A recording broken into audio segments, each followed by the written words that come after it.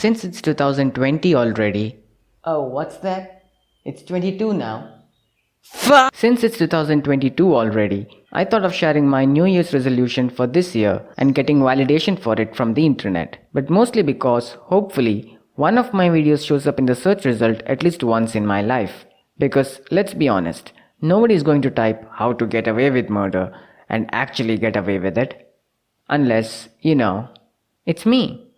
Don't worry, I'm not a murderer, just a sociopath. So, my first goal for the year is kinda urgent. It's to survive. Through the first 2 weeks at least. The rest 50 are fine because at best, people will not be hungover at my funeral. Next is to be more grateful. This is why I bought a 5x5 poster of an African kid from Amazon on New Year's sale. It is probably made by an African kid too.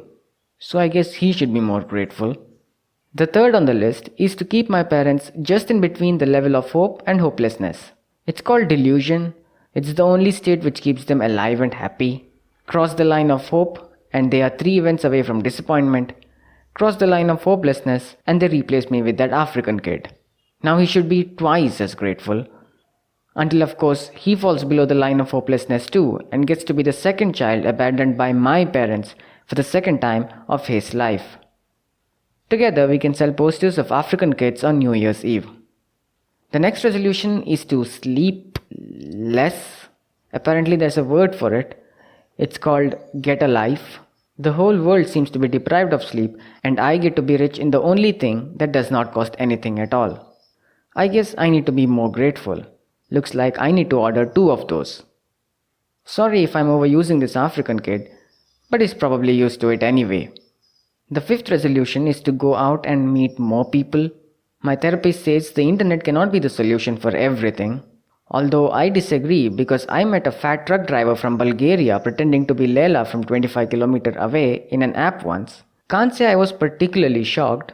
A week before that, it was a guy from Dhaka. So I had seen much worse. The next one is to keep hating all people who just seem to be happy with their life. The couple I tied up in my bathroom did not see that coming. Now they're just angry and sad. But I can't untie them now, can I?